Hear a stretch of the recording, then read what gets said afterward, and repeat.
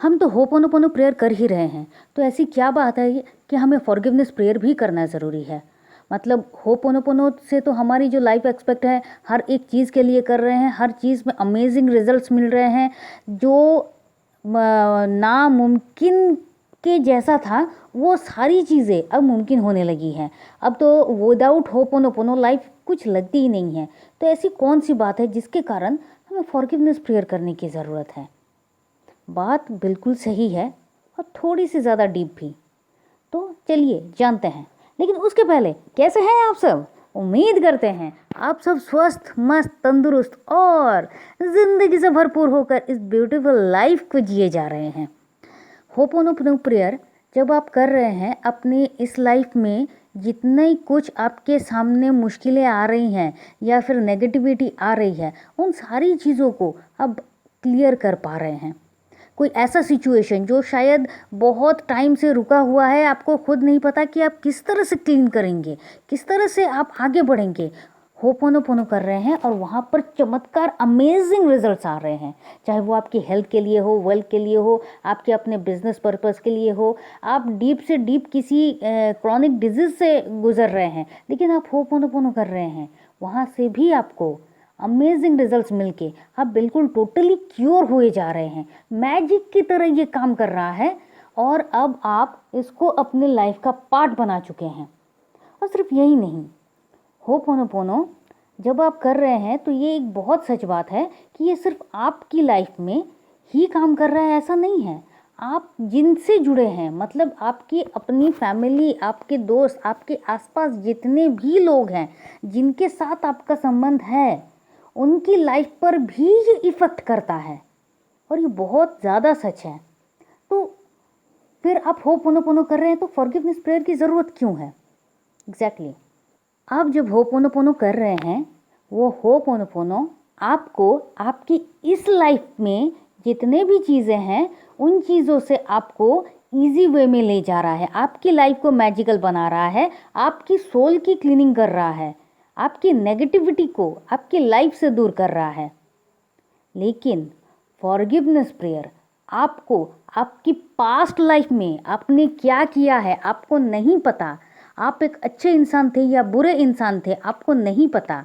आपने जो भी कर्म किए हैं उससे किसी और की कोई मुश्किलें बढ़ी हैं या किसी और को बहुत ज़्यादा नुकसान पहुंचा है कि नहीं, आपको नहीं पता।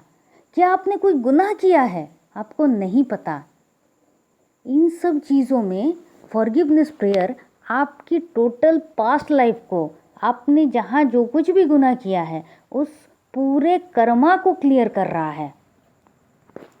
जैसा कि पिछले वीडियो में ही मैंने कहा था कि आप हमारे पुराणों में किसी भी ग्रंथ को उठा लीजिए, आप रामायण महाभारत को ही उठा लीजिए ना, जहाँ पर ये कहा जा रहा है कि उनकी लाइफ में ये दुख दर्द क्यों आए हैं, तो उसका भी रीज़न बताया जा रहा है कि पास्ट लाइफ में आपने ये किया जिसके कारण आपको ये अभी भोगना पड़ रहा है। तो ये तो बहुत बड़ा एक प्रमाण है कि जब वहाँ ये सब बातें क्लियरली बताई गई हैं तो ये तो हमारी ज़िंदगी पर भी लागू होती हैं।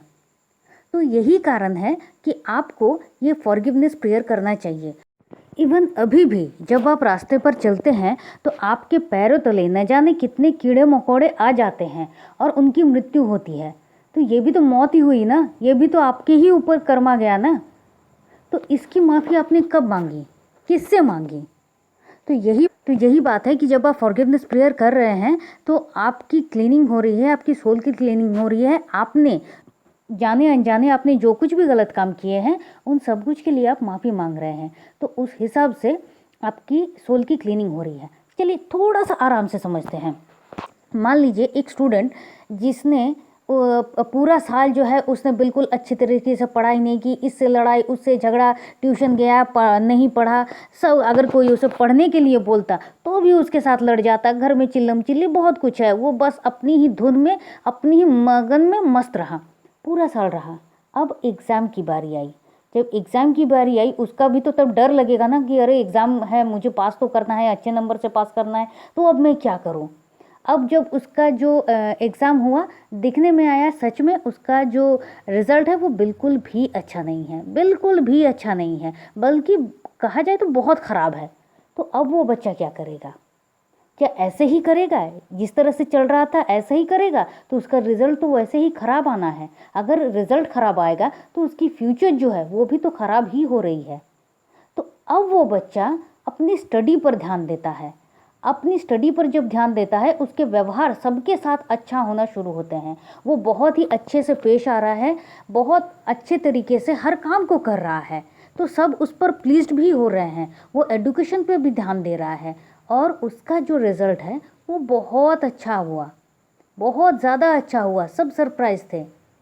तो बिल्कुल उसी तरह से आप भी अपने जो कुछ भी किया है उसके लिए आप जब माफ़ी मांग रहे हैं तो आपका जो फ्यूचर है वो अब अच्छा हो रहा है।